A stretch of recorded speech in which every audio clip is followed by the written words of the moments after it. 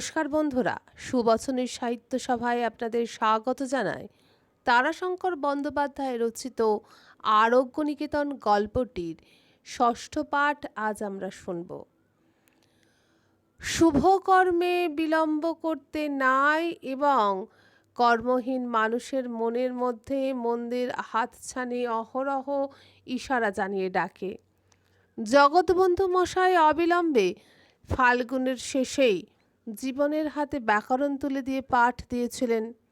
আয়ুর্বেদ পঞ্চম বেদ, চতুর্বেদের মতোই স্বয়ং প্রজাপতির সৃষ্টি, দেবভাষায় কথিত, দেবভাষায় লিখিত। সুতরাং দেব ভাষায় অধিকার লাভ করতে হবে প্রথম। ব্যাকরণ কিন্তু জীবনের খুব ভালো লাগে নাই। নরা থেকে আগাগোড়া ব্যাকরণ মুখস্থ কি সোজা কথা? তবে ভালো লাগতো অন্য দিকটা। সকালবেলা জগৎবন্ধু মশাই যখন রোগী দেখতে বসতেন তখন ছেলেকে কাছে বসাতেন। তার আয়ুর্বেদ ভবনের ওষুধ তৈরির কাজে জীবনকে কিছু কিছু কাজ দিতেন। গাছরা মূল চেনাতেন। সবচেয়ে বেশি ভালো লেগেছিল তার নারী পরীক্ষা বিদ্যা। অদ্ভুত বিস্ময়কর বিদ্যা। কবিরাজের ঘরের ছেলে কিশোর বয়সেই অল্প স্বল্প নারী পরীক্ষা করতে জানতেন। জ্বর হয়েছে কিনা, জ্বর ছেড়েছে কিনা, এগুলি তিনি নারী দেখে বলতে পারতেন। জগৎবন্ধু মশাই যখন তাকে নারী পরীক্ষার প্রথম পাঠ দিলেন, সেই দিন ওই পাঠ শুনে বিস্ময়ে অভিভূত হয়ে গেলেন। আজও মনে পড়ছে। দেবতাকে প্রণাম করে জগৎবন্ধু মশাই বলেছিলেন, রোগ নির্ণয়ে সর্বাগ্রে সংগ্রহ করবে বিবরণ। তারপর রোগীর ঘরে ঢুকে গন্ধ অনুভব করবে। তারপর রোগীকে আপাদমস্তক পর্যবেক্ষণ করবে। তারপর প্রশ্ন করবে রোগীকে তার কষ্টের কথা। তাই থেকে পাবে উপসর্গের চিহ্ন। এরপর প্রত্যক্ষ পরীক্ষার প্রথম এবং প্রধান পরীক্ষা নারী পরীক্ষা। তারপর জিহ্বাগ্রে মূত্র ইত্যাদি, পাকস্থলী মলস্থলী অনুভব করবে। সর্বাগ্রে নারী। অতি সুকঠিন এই পরীক্ষা, বিশেষ করে নারী পরীক্ষা। রোগ হয়েছে, রোগদুষ্ট নারী, সুস্থ নারী, এ অবশ্য বোঝা বিশেষ কঠিন নয়। তুমিও দেখেছি, হাসলেন জগৎবন্ধু মহাশয়। পরক্ষণেই গম্ভীর হয়ে বললেন, কিন্তু যে বোধে রোগ নির্ণয় তার ভোগকাল নির্ণয়, মৃত্যু রোগাক্রান্ত হলে মৃত্যুকাল নির্ণয় পর্যন্ত করা যায়, সে অতি সূক্ষ্ম জ্ঞান সাপেক্ষ, জ্ঞান নয় বোধ। তার জন্য সর্বাগ্রে চাই ধ্যানযোগ। আমরা যে চোখ বন্ধ করে নারী দেখি, তার কারণ নারীর গতি অনুভবে ধ্যানযোগে মগ্ন হয়ে গতি নির্ণয় করি। পারিপার্শ্বিকের কোনো কিছুতে আকৃষ্ট হয়ে আমার মন যেন যোগ থেকে ভ্রষ্ট না হয়। ইন্দ্রিয়ের অগোচর শক্তি এবং রহস্য, যা নাকি জগতের নিগূঢ় অন্তরে প্রবাহমান প্রকাশমান, সেই শক্তি, সেই রহস্য যেমন ধ্যানযোগে যোগীর অনুভূতির গোচরীভূত হয়, ঠিক তেমনিভাবেই আয়ুর্বেদজ্ঞ যখন রোগীর নাড়ী পরীক্ষা করেন, তখন দেহের অভ্যন্তরে চক্ষু অগোচরে রোগ ও শক্তির ক্রিয়া, তার রূপ আয়ুর্বেদজ্ঞের ধ্যানযোগে যথাযথভাবে গোচরীভূত হয়। বায়ু, পিত্ত, কফ এই তিনের যেটি বা যেগুলি কুপিত হয়ে দুষ্ট হয়ে রোগীর রক্তধারায় ক্রিয়া করছে, নাড়িতে তার গতি, তার বেগ কতখানি, এই সব একেবারে নির্ভুল অঙ্কেয় ফলের মতো নির্ণীত হয়। আর জগৎবন্ধু মহাশয়ের কণ্ঠস্বর গভীর হয়ে উঠল।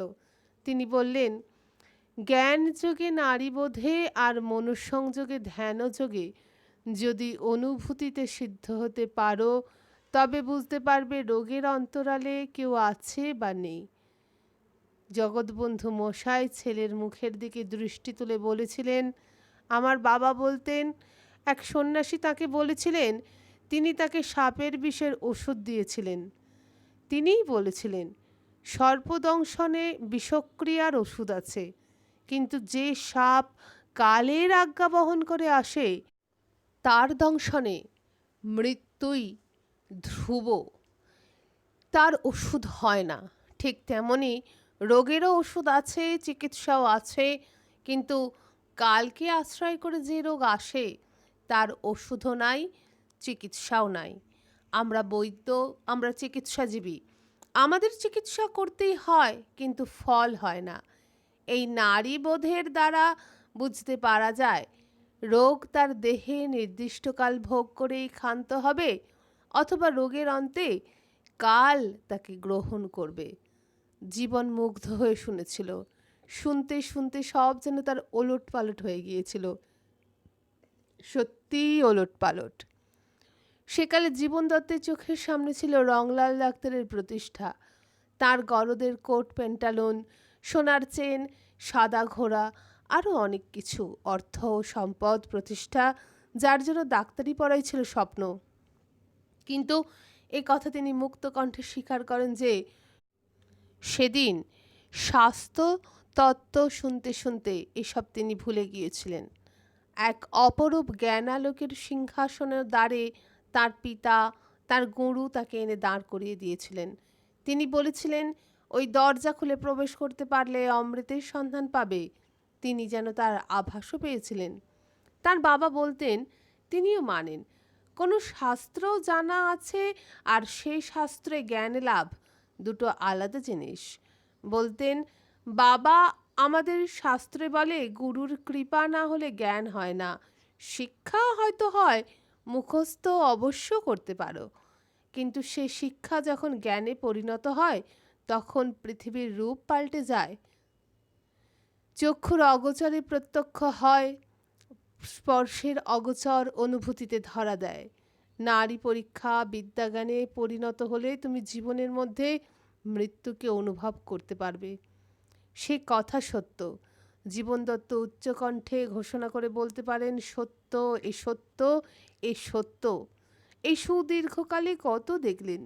পৃথিবীর আয়তন জম্বুদ্বীপ থেকে প্রসারিত হয়ে পশ্চিম গোলার্ধ, পূর্ব গোলার্ধ, উত্তর মেরু, দক্ষিণ মেরু পর্যন্ত বিস্তৃত হলো।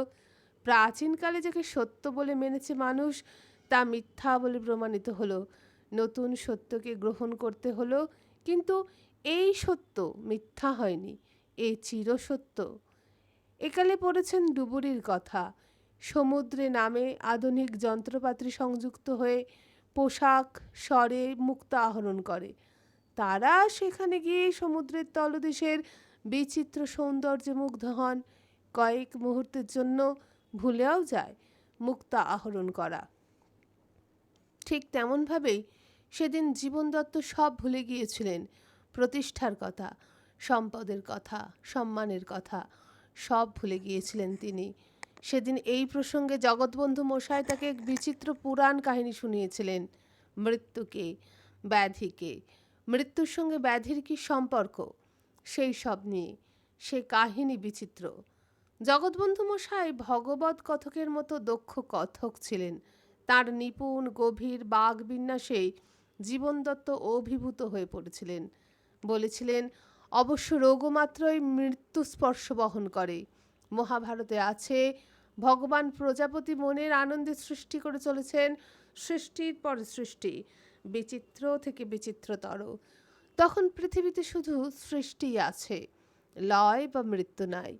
এমন সময় তার কানে এলো যেন কার ক্ষীণ কাতর কণ্ঠস্বর।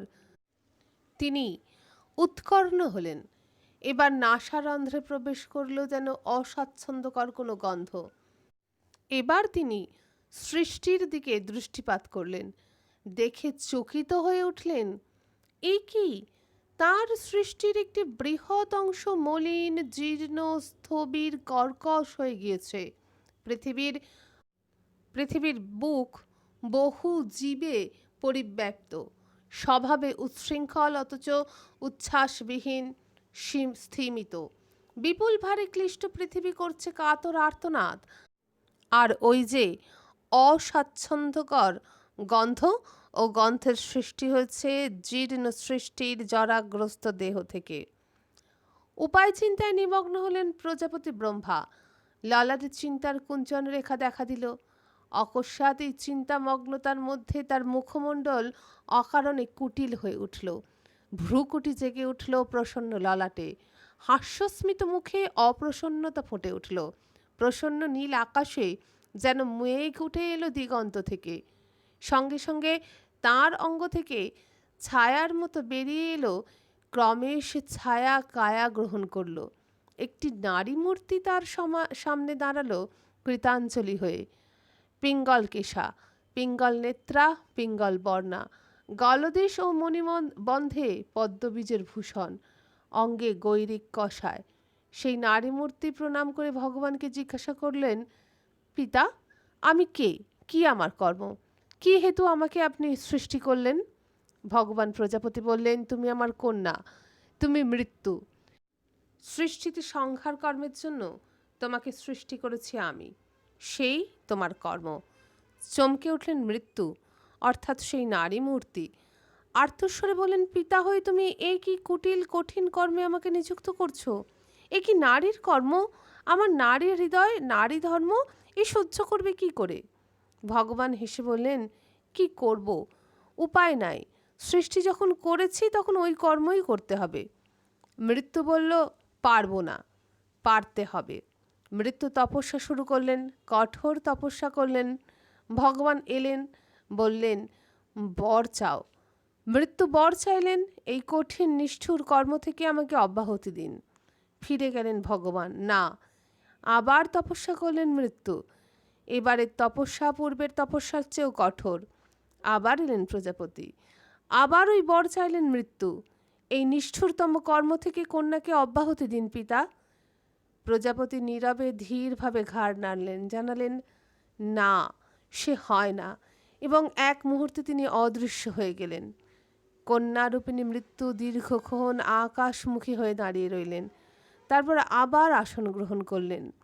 তৃতীয়বার তপস্যায় মগ্ন হলেন মৃত্যু। এবার যে তপস্যা করলেন তার চেয়ে কঠোরতর তপস্যা কেউ কখনো করেনি।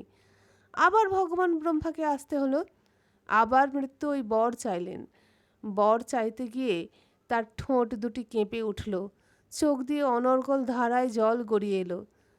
ব্রহ্মা ব্যস্ত হয়ে নিজের অঞ্জলিবদ্ধ করে সেই প্রসারিত অঞ্জলিতে অশ্রুবিন্দু ধরলেন। বললেন, মা, তোমার চোখের জল এই সৃষ্টিতে পড়া মাত্র এর উত্তাপে সৃষ্টি ধ্বংস হয়ে যাবে। দেখতে দেখতে সেই অশ্রুবিন্দুগুলি হতে এক একটি কুটিল মূর্তির আবির্ভাব হলো। ভগবান বললেন, এরা হলো রোগ, এরা তোমারই সৃষ্টি, এরাই তোমার সহচর। মৃত্যু বললেন, আমি নারী হয়ে পত্নীর পার্শ্ব থেকে পতিকে গ্রহণ করব কি করে? মায়ের বুক থেকে তার 32 ছেঁড়া নারী সন্তানকে গ্রহণ করব, এই নিষ্ঠুর কর্মের পাপ। ভগবান বাধা দিয়ে বললেন, সব পাপ পুণ্যের ঊর্ধ্বে তুমি, পাপ তোমাকে স্পর্শ করবে না। তাছাড়া তাদের কর্মফল তোমাকে আহ্বান করবে এই রোগীদের মাধ্যমে। অনাচার, অমিতাচার, ব্যভিচারের ফলে রোগাক্রান্ত হবে মানুষ। তুমি তাদের দেবে যন্ত্রণা থেকে মুক্তি, জ্বালা থেকে শান্তি, পুরাতন জন্ম থেকে নব জন্মান্তর। কিন্তু মৃত্যু আকুল হয়ে বললেন, শোকাতুরা স্ত্রী, পুত্র, মাতা, পিতা মাটিতে লুটিয়ে পড়বে, বুক চাবড়াবে, মাথা কুটবে, সে দৃশ্য আমি দেখব কি করে? ভগবান বললেন, তুমি অন্ধ হলে, দৃষ্টি তোমার বিলুপ্ত হলো, দেখতে তোমাকে হবে না। মৃত্যু বললেন, আর ক্রন্দন, নারী কণ্ঠের আর্ত বিলাপ কি? বাধা দিয়ে ভগবান বললেন, তুমি বধির হলে, কোনো ধ্বনি তোমার কানে যাবে না। জগৎবন্ধু মশাই বলেছিলেন, মৃত্যু অন্ধ, মৃত্যু বধির। রোগী তার সন্তানের মতো নিয়ত তার হাত ধরে ঘুরে বেড়াচ্ছে, তবে তাকে নিয়ন্ত্রণ করছে নিয়ম, কাল। যার কাল পূর্ণ হয় তাকে যেতে হয়। অকাল মৃত্যুও আছে। নিজের পাপে মানুষ নিজের আয়ুক্ষয় করে কালকে আহ্বান করে। আমাদের যে পঞ্চম বেদ আয়ুর্বেদ, তার শক্তি হলো কাল যেখানে সহায়ক নয় রোগের, সেখানে রোগকে প্রতিহত করা। রোগ এমন ক্ষেত্রে ফিরে যায়, তার সঙ্গে অন্ধ বধির মৃত্যুও ফিরে যায়। কিন্তু কাল যেখানে পূর্ণ হয়েছে, সেখানে আক্রমণের বেগে নারীতে স্পন্দন বৈলক্ষণ দেখা যায়। তা থেকে বুঝতে পারা যায় মৃত্যু এখানে কালের পোষকতায় অগ্রসর হয়েছে। এমনকি কতক্ষণ, কয় প্রহর, কয় দিন, কয় সপ্তাহ, পক্ষ বা মাসে সে কর্ম গ্রহণ শেষ করবে তাও বলা যায় এই নাড়ি পরীক্ষা করে। এই মুহূর্তটিতে সেদিন ঘরের কোণে একটা টিকটিকি টকটক শব্দ করে হেসে উঠেছিল। মাটিতে আঙুলের টোকা দিয়ে জগৎবন্ধু মশাই টিকটিকিটার দিকে তাকিয়ে হেসে বলেছিলেন, ওই দেখো। জীবন প্রথমটা ভেবেছিল বাবা বলছেন টিকটিকি তার কথাকে সত্য বলে সমর্থন করছে, কিন্তু না, সেদিকে তাকিয়ে জীবন দেখেছিলেন ডাক দিয়েই টিকটিকিটা লাফিয়ে ধরছে একটা ফড়িংকে। ফড়িংটা ঝটফট করছে। মশাই বলেছিলেন, অনুরূপ অবস্থায় মানে ধরো যদি কোনো মানুষকে কুমির ধরেছে, কি কোনো দুটো কঠিন জিনিসের মধ্যে চাপা পড়েছে, পিষ্ট হচ্ছে, এমন অবস্থায় তার নাড়ি যদি পরীক্ষা করা যায়, তবে নারীর মধ্যে জীবনের আর্তনাদ অনুভব করতে পারবে, একেবারে প্রত্যক্ষ করতে পারবে, মনে হবে চোখে দেখছো। নারী বিজ্ঞানে নিদান হাঁকার প্রথম অভিজ্ঞতার গল্প বলেছিলেন জগৎবন্ধু মশাই। বলেছিলেন, গিরিশবাবুর মা, এই নবগ্রামের গিরিশবাবু, তার মা বর্ষার সময় বাঁধানো ঘাটের চাতালে পা পিছলে পড়ে গেলেন, পড়েই অজ্ঞান হয়ে গেলেন। বাবা তখন দেহ রেখেছেন, আমার বয়স তখন কম। গেলাম, নারী দেখে শঙ্কিত হলাম, কিন্তু সঠিক কিছু বুঝতে পারলাম না। দেখলাম আঘাতের ফলে নারী স্পন্দনহীন হয়, তাই হয়েছে, সেক্ষেত্রে নারী অসাধ্য নয়। তবু কেমন যেন সন্দেহ হলো। বললাম প্রকাশ করে, এক্ষেত্রে মৃত্যুও হতে পারে, নাও হতে পারে। আপনারা আরও বিচক্ষণ কবিরাজ এনে দেখান। পারুলিয়ার বৃদ্ধ কবিরাজ মশাই এলেন সন্ধ্যায়। তিনি দেখলেন, বললেন, এই অবস্থায় 3 দিন উত্তীর্ণ হলে এই যাত্রা থেকে রক্ষা পেতে পারেন। তবে আবার নারী দেখলেন, বাহুমূলে কণ্ঠে নারী পরীক্ষা করে বললেন, রক্ষা পেলেও 1 বৎসরের মধ্যেই ওর দেহান্ত ঘটবে, এবং দেহান্তরের পূর্বে যেখানে আঘাত পেয়েছেন আজ, সেইখানে তীব্র বেদনা অনুভব করবেন, যেন নতুন করে সেদিন আঘাতটা পেলেন এমনই মনে হবে। গিরিশবাবু দ্বিতীয় দিনেই মাকে পালকি করে গঙ্গা তীরে নিয়ে গেলেন। সকলেই সন্দেহ করলেন 3 দিনের মধ্যেই দেহান্ত ঘটবে। গঙ্গা তীরে দেহরক্ষায় মায়ের একান্ত বাসনা ছিল, কিন্তু সেখানে গিয়ে 4র্থ দিনে প্রভাতে বৃদ্ধার জ্ঞান হলো। ধীরে ধীরে সেরেও উঠলেন।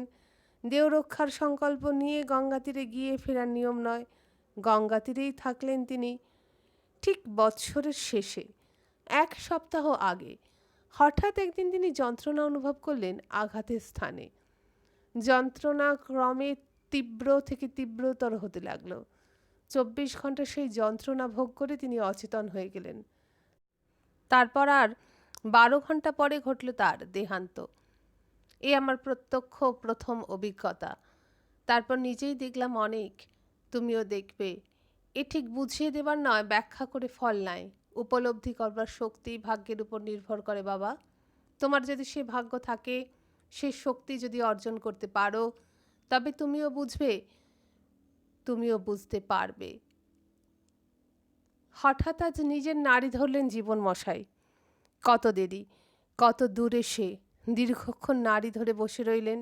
কই, কিছুই তো অনুভব করতে পারছেন না। কোথায় গেল তার অনুভব শক্তি? ওই তরুণ ডাক্তারটির আঘাতে তিনি কি অন্তরে অন্তরে অসাড় হয়ে গেলেন? কি কি হচ্ছে কি? নিজের নাড়ি দেখছো? প্রশ্ন করলেন আতর বউ। জীবন ডাক্তার ছেড়ে দিলেন নিজের নাড়ি। আতর বউ এসেছে, আসবারই কথা। সারাটা জীবন ভাত খাওয়া শেষ করে লোকজনকে খাইয়ে আতর বউ পাখা হাতে এসে তার বিছানার পাশে বসে, পান ধোক্তা খায়, বাতাস করে, কর্পূর দেয়া জলের গ্লাসটি শিওরে রেখে দেয়, হাতে সেবা করে, মুখে অনর্গল মর্মচ্ছেদী অথচ মিষ্ট কথা বলে যায়। তাকে উদ্দেশ্য করে বড় বলে না, নিজের কপালকে উদ্দেশ্য করে।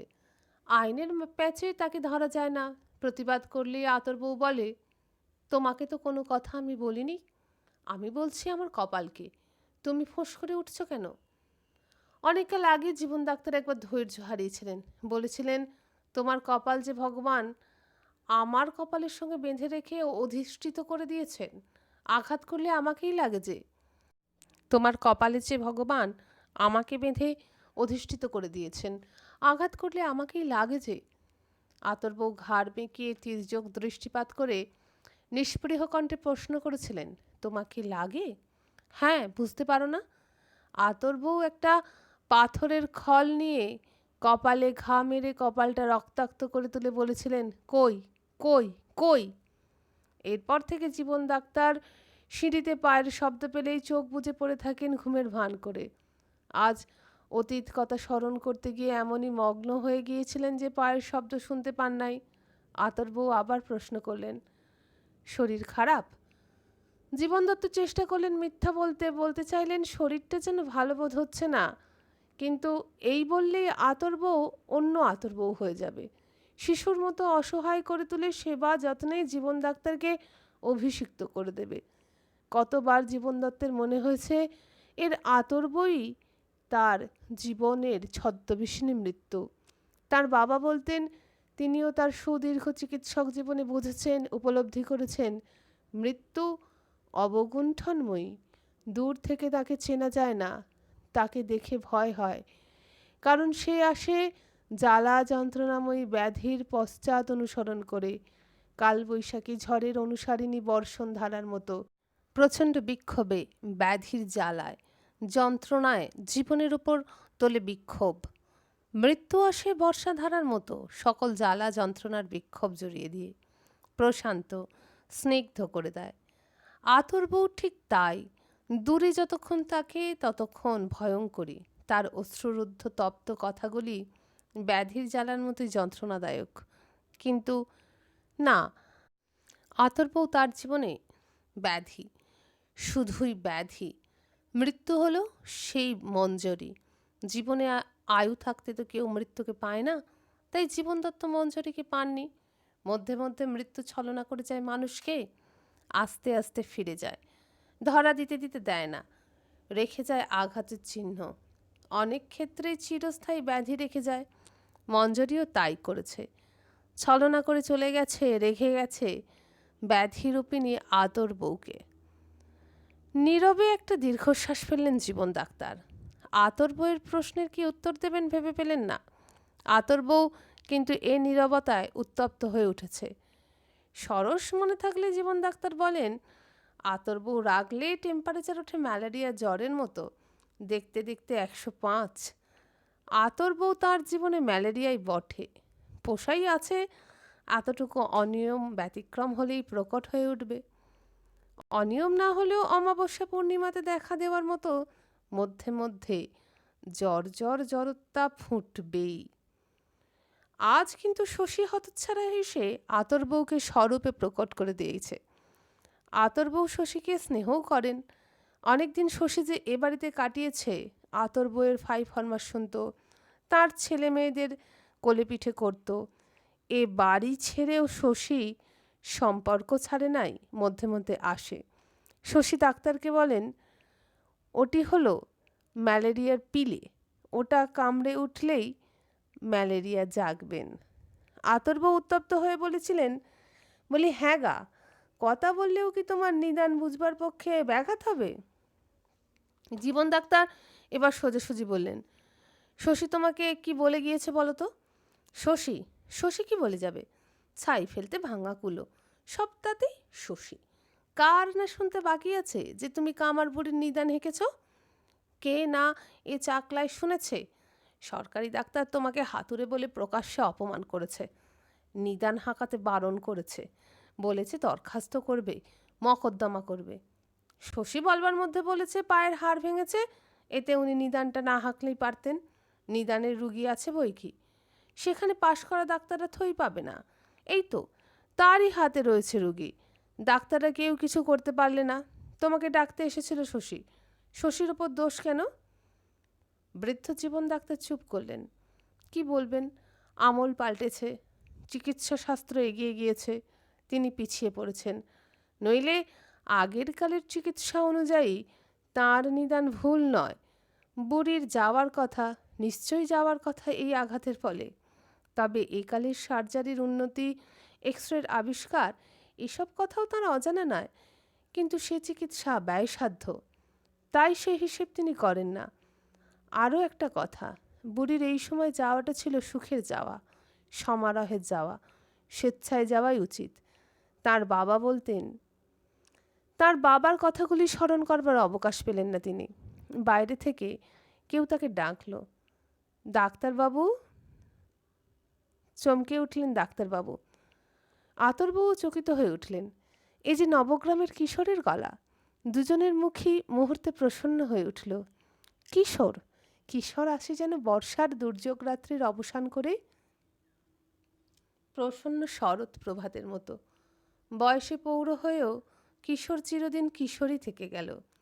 আজন্ম কুমার 1947 সাল পর্যন্ত ছিল রাজনৈতিক এবং সমাজসেবী কর্মী। এখন সেসব ছেড়ে হোমিওপ্যাথি চিকিৎসা করে বেড়ায়। তবে অভ্যাসবশে 2-4টে পরের উপকার না করে পারে না, না করলে লোকে ছাড়েও না।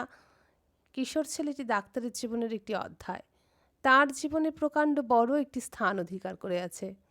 ডাক্তারবাবু, আবার ডাকলো কিশোর। সাড়া দাও, আসতে বলো। প্রসন্ন স্বরে তিরস্কার করলেন আতরবউ এবং স্বামীর অপেক্ষা না করে তিনি নিচেই নেমে গেলেন। ডাকলেন, এসো বাবা, এসো।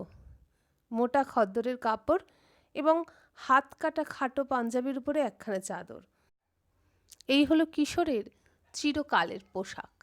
প্রসন্ন প্রশান্ত সুশ্রী মানুষ, যে পোশাকেই হোক কিশোরকে মানায় বড় সুন্দর।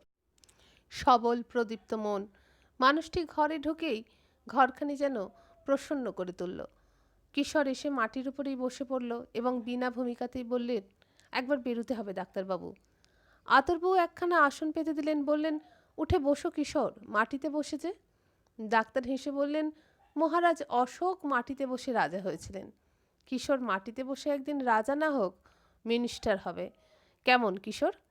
কিশোর হাত জোর করে বললে, এর চেয়ে এই বয়সে বিয়ে করতে রাজি আছি ডাক্তারবাবু, এমনকি শনির দশায় পড়তেও রাজি আছি, কিন্তু আপনাকে একবার তাড়াতাড়ি উঠতে হবে।